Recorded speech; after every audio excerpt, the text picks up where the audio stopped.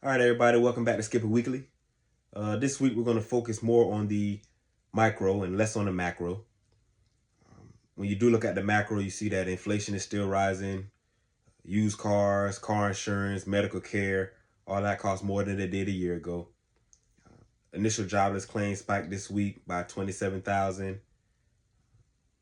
The U.S. economy added 900,000 fewer jobs than initially reported. But then when you look at the market, you see the S&P 500 hit an all-time high.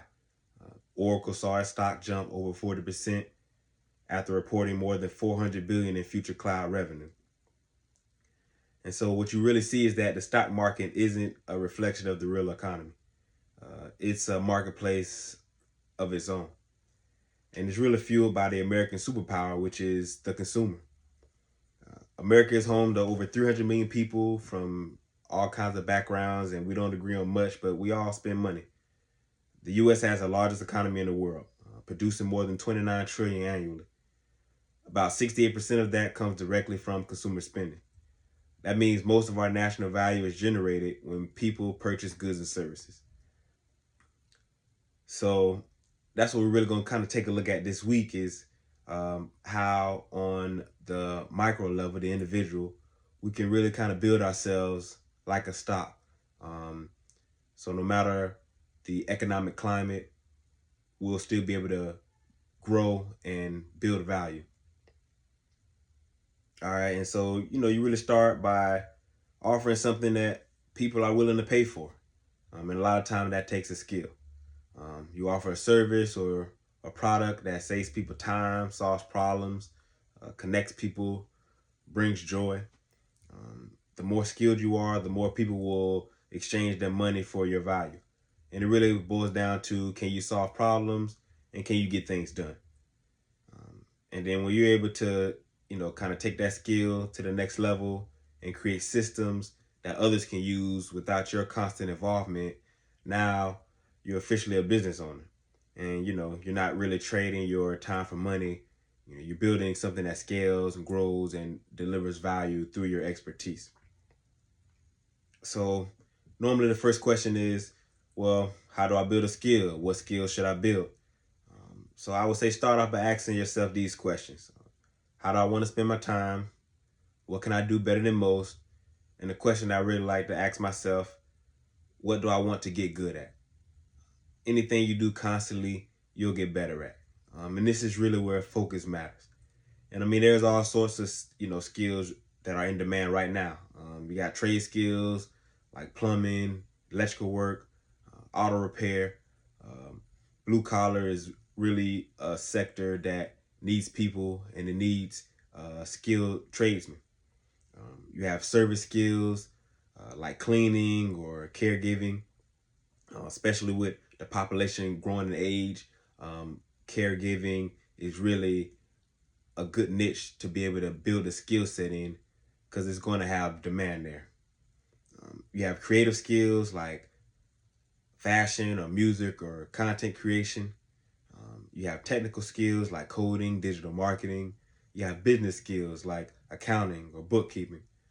People need services. People crave experiences. People want solutions. You have to really always remember that business is a social science.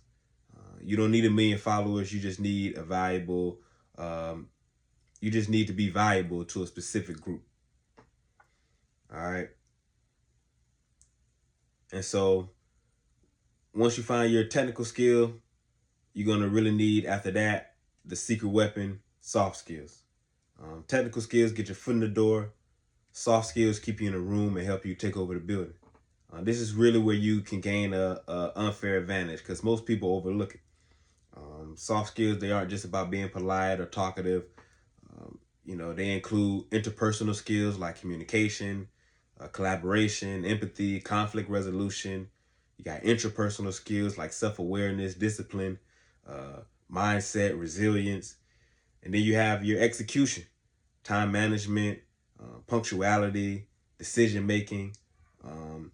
Whether you're have a tool in your hand or you're behind a desk, soft skills are what's going to scale your hard skills. All right, they shape how people perceive you. They influence your reputation. They determine how well you lead.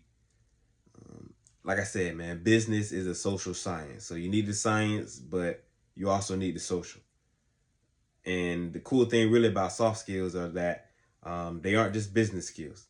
They're life skills. They build respect, they open doors, they help you create and foster relationships. And a lot of times they're more valuable than money. And, you know, the soft skills may even be more valuable than the hard skills because that's what's really going to differentiate you. And that's what's really going to allow you to build yourself like a stock worthy of investing. Because, you know, no matter the climate, no matter what's going on in the economy, you know, you'll have the core tenets to be able to be successful.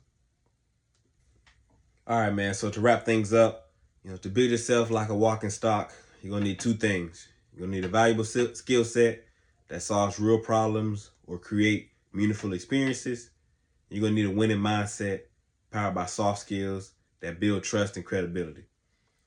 The economy rewards those who produce, solve, and serve. Become the asset, then scale the asset. That's how you build real wealth internally and externally. Till next time.